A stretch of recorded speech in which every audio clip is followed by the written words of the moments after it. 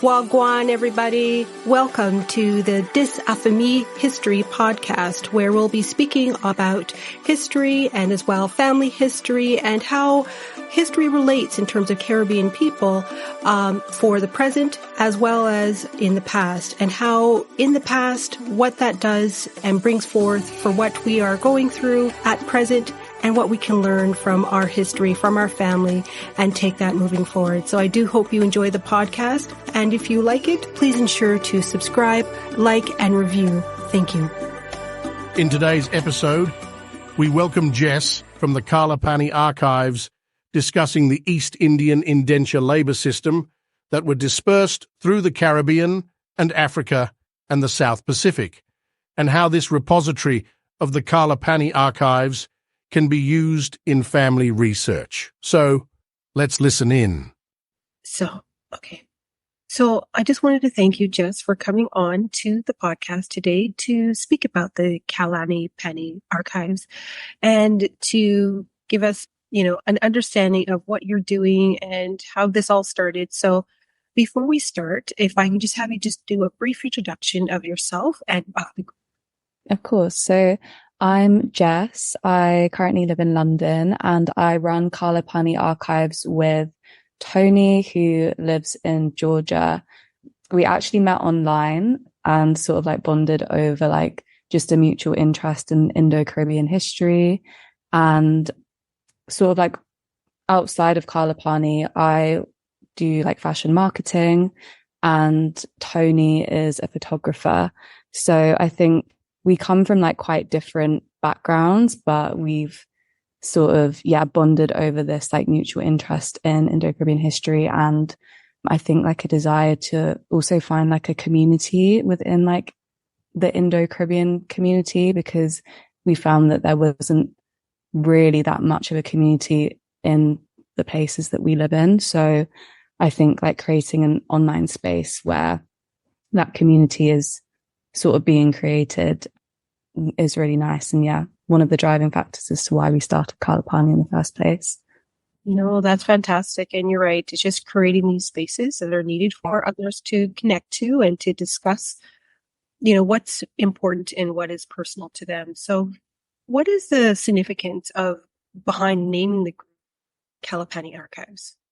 So we were kind of brainstorming for a while and we really couldn't think of a name for a good few weeks. We wanted to just call it like Indo-Caribbean Archives initially, but we didn't want to just focus on Indo-Caribbean history. We wanted to focus on all of the countries and descendants affected by like the Indian indentured labour system. So we were trying to find a word that would encompass all of that. And we settled on Kalapani because it means black waters in Hindi. And it's a term that's sort of used to unify all of the indentured labourers that travelled across those waters. And regardless of where they ended up, whether they ended up in the Caribbean or Mauritius or South Africa, etc., I think that journey across the black waters or Kalapani was something that, unifies them. They all went through like a very similar experience in terms of the journey. And that's why we sort of settled on that, because we didn't want to exclude people from the account. And also Tony's archives and scans and postcards aren't just exclusive to like Indian indenturement in the Caribbean. They also include Mauritius and Fiji and South Africa and other countries as well. So that's why we settled on that. Oh, that's great. And then again, these are places that people don't associate the shared history, right? So it's fantastic that you both are doing this. So, and then I know you kind of alluded to this in your introduction, but what was the driving force to create this group and why you felt that this needed attention? So I think firstly stemmed, from like a lack of community in like both of our physical locations. And also, I think a lack of representation as well of being Indo-Caribbean. So both me and Tony are like Indo-Trinidadian, or part Indo-Trinidadian. And I think we both sort of bonded over the fact that we didn't really have anyone like in our immediate area to have those conversations around like our identity and also Indian indenturement and the history and like ancestral history behind that. So we wanted to create a space where I guess it shed light on that history. We were actually talking about it, and we were talking about it from the perspective of people that actually have ancestry and ancestral ties to that history as well, which I think is really important. And I also think we wanted to showcase the postcards that Tony has been collecting, and he's been collecting them since 2020, I think. He started off in COVID. So he actually did a DNA test during COVID and found out that he was part Indian, and he didn't know that. He had like no idea basically that he was part Indian. And then he did like a bit of digging into his family history, and he discovered that his mum was part Indian. She's from Trinidad, and she didn't know that either. So that sort of kickstarted his fascination with like the postcard collecting. And then we thought we would, I suppose, just like mesh like both of our interests together. I think I always wanted to start an Instagram account as well, talking about Indo-Caribbean history, but didn't really have like visual artifacts to go along with that. So yeah, when me and Tony like connected online, it was almost like the perfect like match in terms of we both just wanted to start something very similar. And we had like, I like writing and Tony's like really into like the collecting. So I think it just worked really well together. No, definitely the best of both worlds. And the fact that he's collecting all of these, archives, because people don't necessarily think that there's something from that time period, right? So it's always fascinating. I know for myself, I wasn't expecting to come across pictures and to now get pictures and did. I mean, your mind is just blown as to what you can be able to find, during the period. Yeah, no, it is crazy. Like, same with me, like I didn't really know that imagery from that period existed either until he shared like his scans with me. I think I'd come across a few online, but I just didn't realize the scope of that industry. Like the postcard industry during that time was like quite a big thing in terms of tourism. And I think it's just interesting, again, as people that have ancestral ties, like the Indian indentured labor system, properly like analyzing the postcards. And I think delving into, obviously it's really nice to have an insight into, I suppose, like life during that time, but at the same time it's such a bias and very like selective way of that being shown, because the people behind the cameras were often Dutch or Englishmen. So they were painting, I think, a very different or very romanticized version of what life actually was like on the plantations for a lot of these people. But it also still gives an insight into, I think, some of the like customs and like the dress and how people were very like family orientated, I think, then as well. So yeah, it's interesting to get an insight. But again, I think we're always being like very critical of the postcards that we're sharing, and we want to give like the full picture basically when we're sharing those online.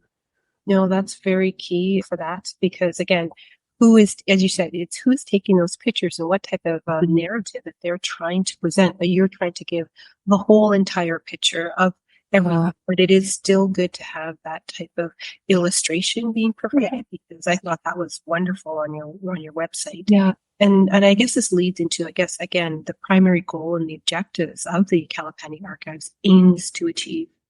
Mm-hmm. I think this has sort of like evolved over time. Like we're still such a new project, and like our Instagram's very new. But I think it initially started off as us just shedding light on the history, because we always felt like there was a lack of education around it in like both of our places where we grew up, despite like, especially in the UK, like there's such deep like colonial ties to the indentured labor system. We literally created that system, but it's never talked about in schools. It's never part of the curriculum. It's really difficult to basically find any resources on that system. And yeah, it was like, it's very difficult to trace that back. So I think that was definitely like one of the reasons why we started the account. And then I also think as we've gone on, we've wanted to showcase the works and maybe like the writings of people within that community as well.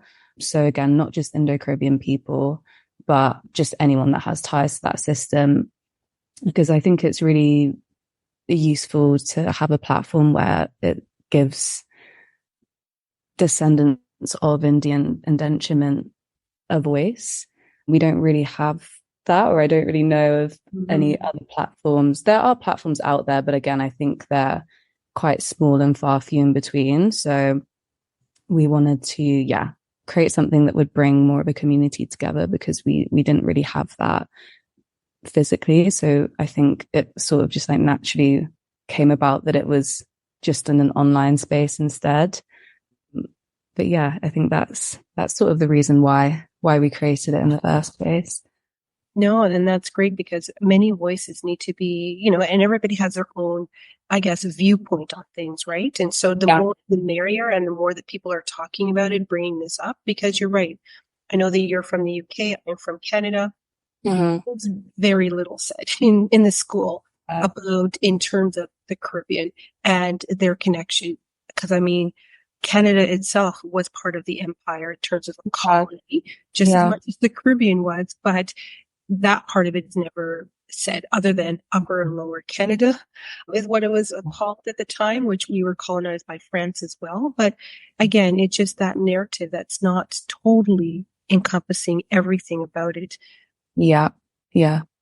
No, definitely. I think it was also, again, like I think we were both just frustrated at that lack of representation. But I think from like frustration and also anger, like the best things are born. And I think sometimes you need to feel those feelings to give something like the proper attention that it deserves. So I think, we're really trying to, shed light on history, that we don't want to be left behind. We don't want people to forget about it. I think it's such a missing piece as well in like Caribbean history that you don't really talk about unless you live in the Caribbean as well. So I think hopefully with time, like we'll delve into more of the history and keep on sharing as we go. Absolutely. And as long as you're a voice to be able to speak on this, I think that's the right directive. So how can researchers or people in general, the general public, access the materials in the Kalapani Archives on the website? So we have a website, and we also have an Instagram account as well. We also, so on our website, we've kind of segmented it by country of the countries that were involved in like the Indian indenture labor system. So if you go on each country, we have like a roundup of all of our archives and like postcards scanned on those pages. And then we just have like a brief bio, which we want to add more to. But again, we're sort of learning as we go along. So we're going to keep updating that as we learn more information about each country, essentially. But I think we're probably more active on our Instagram page, and I think we share things more in like live time on our Instagram, and then we add it to the website later. So I think the best way to access our resources at the moment is through Instagram, I would say. But then on our website, we also have other pages where we've tried to sort of shed light on like our references as well for the information that we're sharing on our Instagram. So I know Tony's created a page where we've linked all of our references so far, just so that if people want to learn a bit more or delve into like the specific articles or websites that we've been using, it's all listed there. But again, it's sort of like updated on a weekly or like bi-weekly basis at the moment. No, I mean, as I said, I just love how it's done. And maybe we could I'll just bring up the website itself. Yeah. Amazing. And then we can just kind of, walk through, because what you've mentioned before, we'll just share it here. Perfect. So here is, okay. Are you able to see? Yes. Perfect. So here's the website. Here is where you have Kalapani, your mission. And here are what you just mentioned in terms of when you go over to countries. Yeah. It lists everything. here and providing that? Yeah. So yeah, I think that's probably like where most of the information lies. And then the Descendants of Indenture page is sort of like our blog page. Again, it's still in like the very early stages, but we featured a Dutch Surinamese artist last week, which was really nice as well. It was like our first feature piece.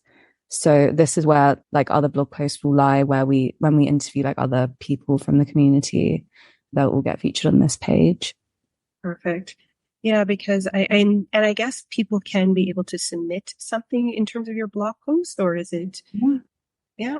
Yeah, definitely. We want to like make that more clear on our Instagram again. I think we haven't really like publicized it as much at the moment. We've been like outreaching people via Instagram or email personally, but we really do want to create, some way in which people can submit their stories or also photos as well. We're really keen to feature on the website and Instagram, particularly like old family photos or photos where we can maybe study them a bit more in conjunction with the history that we're learning along the way. No, as I said, the visual is always a great thing to have because it just gives a glimpse, even though it probably is part of a different narrative, but at least you can now delve into what that is, what that means, so people can be able to understand. And as I said, it's just really fascinating to see all of this stuff visually, because it's one thing to maybe kind of conceptualize it in your own brain, or even reading it and trying to understand, okay, what could have been their day-to-day life. Yeah, no, definitely. I think it gives such a great insight into like what they were wearing, I suppose, like what their daily activities were. Yeah, it's really interesting to analyze. Yeah. And then I guess, on that whole theme of the fact that you're digitizing, you're putting up these pictures, you're putting up these postcards, are there any types of documents that you're looking to have on the site in the future? I think definitely, yeah. So I kind of touched on it, but we really want people to submit like family photos because we're also aware that like our postcard archives are like such a finite resource and there's only a specific amount of postcards out there that we can collect. So we do want to expand at some point and let people submit like personal family photographs along with maybe like the story behind the photograph or the family members within that photograph as well. And we also, I think, were looking at like specific like lists like of Indian indentured laborers as well. I can't remember the specific like term. I think there's a specific term for the lists that they have saved, but I know that some people have scans of those as well. So I think, we need to do a bit more digging in like how we would obtain those and who we would reach out to. But we know that like the National Archives of Trinidad and Tobago have those. And I suppose like all of the archives within like each country would have like some sort of possession of artifacts like that. So I think it would just take a lot of like outreach from our side to obtain those documents. And I'm not too sure like how strict they are with sharing those, but I think it would be really useful to have them on our website if we were allowed to use them or get permission to use them. Yeah, no, definitely. I know that the genealogy group for the Haitian community, they had somebody in the archives to be able to get the information, and they were able to put it up, but not in a digitized form, but it just in a flat file type of form. Right. Okay. People can be able to do that. So that may be another conversation elsewhere. Yeah. But yeah, that's definitely, because I'm sure people haven't seen what those documents are. And I guess it's a level of privilege as well for people to keep going to the archives to obtain this information, because it's not readily available online. I don't even think Family Search has this stuff and information online either, right? So it just makes it challenging. Definitely. I think it is difficult to obtain. And yeah, I know that they're accessible as well. Like if I'm speaking on like in terms of like Trinidad, but I know that you can go to specific areas in Trinidad where they have like the lists of Indian indentured laborers. But again, it's like, I think an issue of like money and time for people to make that journey all the way over there for that, when if it was digitized, it would be so much easier. And I don't think we should be gatekeeping that information either. I think everyone with ancestral ties to that system should be able to look into it. And I think they're owed that information, if anything. So yeah, hopefully it's digitized in the future. No, absolutely. I know that's a huge undertaking, and good on your group to be able to do that, you and Tony. So Yeah. what can you, and I know, and going on that is the fact that I mean, at the end of the day, this does cost money. And are you like, are you taking any, I guess, support from the general public for this particular project by the Kalapani Archives? We aren't at the moment, but we have discussed like opening up a page on our website where we maybe receive donations, because I think it is on Tony's side, I think because he's been collecting these like postcards and it's almost like a personal hobby for him. We didn't really consider the cost initially, but I think now that it is an actual project and community, and we're trying to post like quite regularly as well and build up our following, I think he has also upped like the investment in the postcards that he has.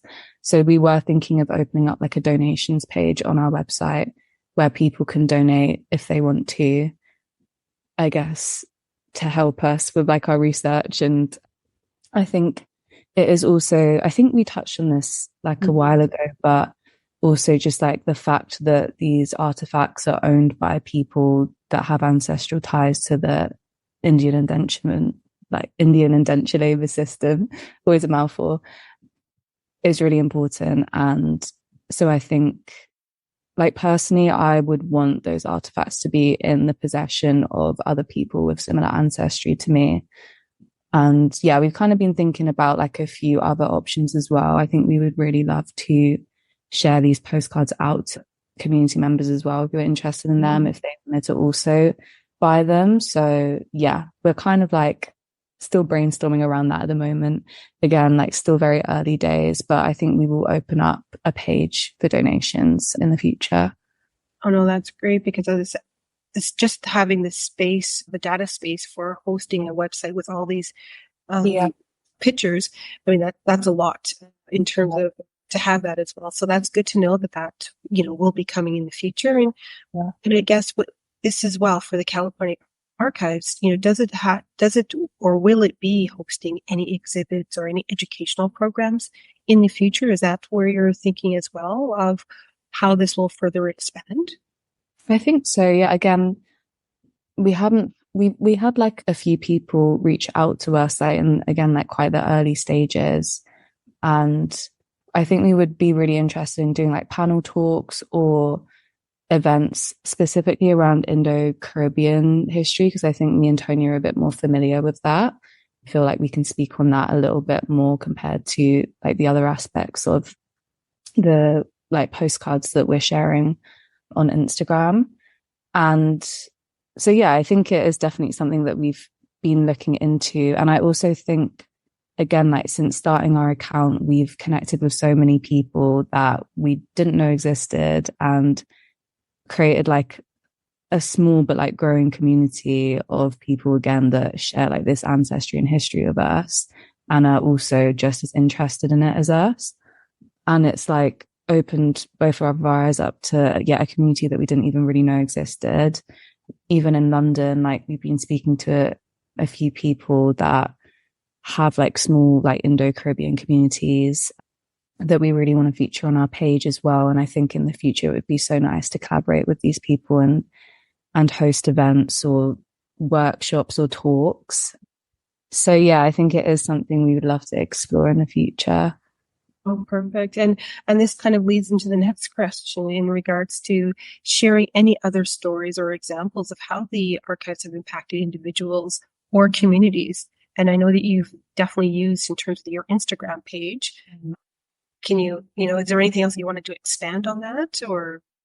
I think I'm trying to have a thing. I think it's just nice, like I think it's nice like shedding light on again like the individual countries and giving them that attention to their history.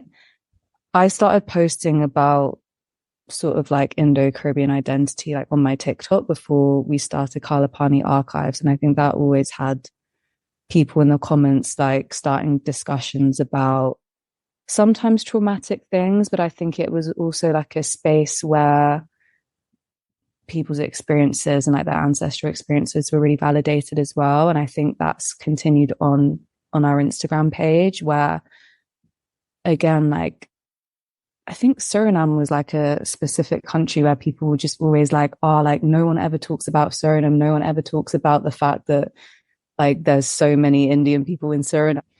And Tony has like a few postcards from Suriname, so we shared that on our Instagram, and like just seeing people engage with it, like you can tell that there's a general like interest. And I think I'm trying to think of the right word, not just interest, but I think again just like this feeling of like validating that you actually exist in this space and that people see you. And I think just like the fact that we're recognizing that this history exists in multiple locations around the world is something that people enjoy and want to like learn more about. And I think it's again like a way of unifying like everyone that has this like common history, because again it's like me and Tony didn't know much about like history outside of the Caribbean until we started this account. So even for us it's like we're learning so much about Fiji and Mauritius and South Africa and Suriname and everywhere through this. So yeah. No, it definitely is. The both of you are just definitely opening a door, and people are seeing what's there and they're walking through and they feel safe to be able to connect to those stories and the message that you're sharing. So that's just fabulous. And I guess the next thing is, what are some of the challenges that you have faced, starting with Kalapani Archives? Would you be able to speak to any of it if there has been any challenges? I think like we haven't really had challenges in terms of like the community that we're building. I think the challenge is more just time and like resources at the moment, because both me and Tony work full time, and like Kalapani is such like a passion project for us. So we actually do put a lot of time into it, but it is almost like a second job. So I think like when we first started, or at least for me, like I didn't realize how much work it was going to be. Like it is a lot of research. And I think we want to make sure that like everything that we do put out is like as factually based as possible as well. So I think, we maybe underestimated the amount of time and like effort that we'd have to put in, but we've started it now. And I think it's so satisfying and fulfilling, like just sharing anything that we find and connecting with new people along the way as well. So I think that's probably like the biggest challenge at the moment. And I think we were also just looking at like our analytics on Instagram in terms of like the audience that we're reaching, and is mostly like US and Canada based, which I was like, that's fine, because there's like quite a decent size like Indian Caribbean population within those areas.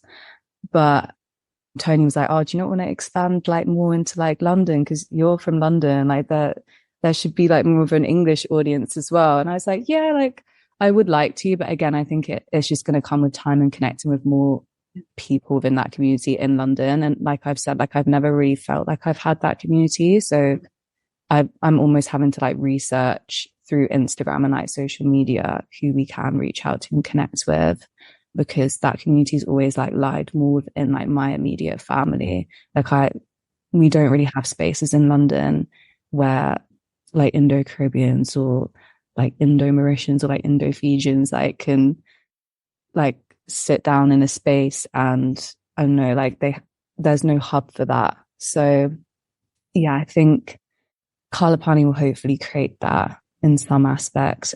But again, I think it will take time to reach the audiences that we want to reach. No, definitely, because as you know, the British Empire had its hand in almost everywhere. So to see it not be an audience, because my largest audience actually is from the United Kingdom. So it's, Tony, what you said about Tony indicating that, why isn't there? It could just be, as I said, it's just, in time, everything will kind of connect together. So, and I guess, sorry, go ahead. I was going to say as well, like, I was kind of looking at it from like a statistical point of view as well. And I know that there are just more like, because most of our audience, I think, is Indo-Caribbean. There's also like people from everywhere. Yeah. But there's just a larger population of Indo-Caribbeans within like the US and Canada as well. And like Tony's from Georgia, and he said that there's not really like a community there. But if you go to like New York or like places in Canada as well, like there are communities for that, which are like more pronounced. So I was kind of looking at that and I was like, okay, that makes sense.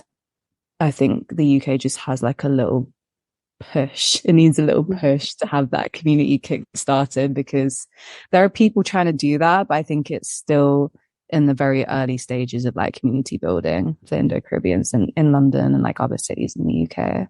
No, definitely. And I guess, I know you probably mentioned about some of the stuff that are upcoming, but is there any other projects or initiatives at the Kalapani Archives would like to be able to discuss and share at this time that are coming up, or like personal initiatives, or just like initiatives in general? Just in general. At the moment, kind of in general, we're trying to like spotlight. So we have like a very brief like PR calendar. So we kind of go off of that and we try and plan like our posts like a week in advance. But we do really want to share a post regarding Pride, because it's still Pride Month. And Nazrina, actually, the girl that we interviewed quite recently, we want to get a quote from her, because she also explores like queer identity in her artworks, and how I think this like intersects with her Dutch Surinamese identity as well. So we want to look into that a bit more. And also a lot of the accounts, I think, that follow us, or the people that we're interested in like interviewing or featuring on our page, a lot of them are queer or talk about queerness in conjunction with like their Indo identity as well.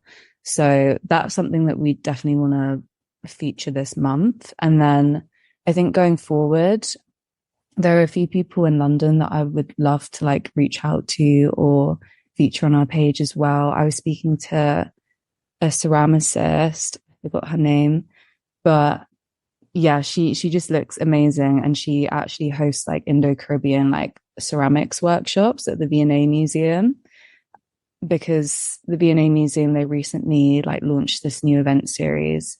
I think it's called like Diaspora Now or something like that, where they basically spot like different diasporas that are underrepresented, and give them like a space to hold workshops or talks or like experiential like events. So I think her like ceramics workshop kind of fit into that event series. But yeah, I'd love to interview her as well at some point. So yeah, there's a few exciting things that we're looking forward to. No, that's great. Yeah.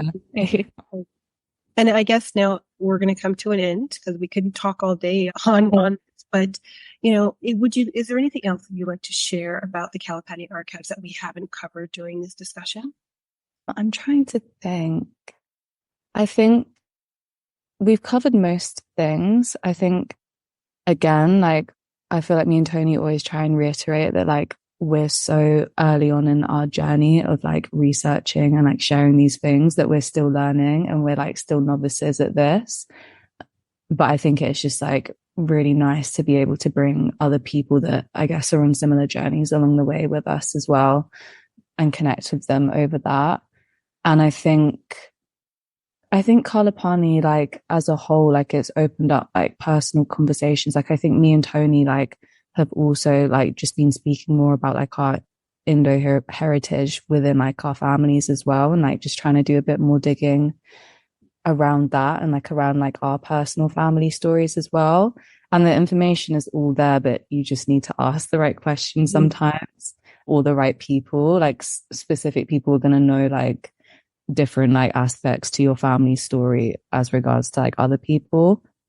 So I think, yeah, like it's been like a really beautiful journey for us because we're obviously sharing like all of our information and like archives with people online. But I think also in terms of like our personal lives, we're also learning so much about our ancestry along the way as well. And I hope that our account and like our website is kickstarting those conversations for people that follow us as well, because I think it's so important to piece together those like oral stories. We really want to share those oral stories at some point as well. Again, like when we open our website up to submissions, those are the stories that we want to highlight, the stories that kind of get forgotten about or lost because you're like, your grandma's like telling you about it when you like visit her and like, you know, like bits and bobs of it, but you're not going to write it down.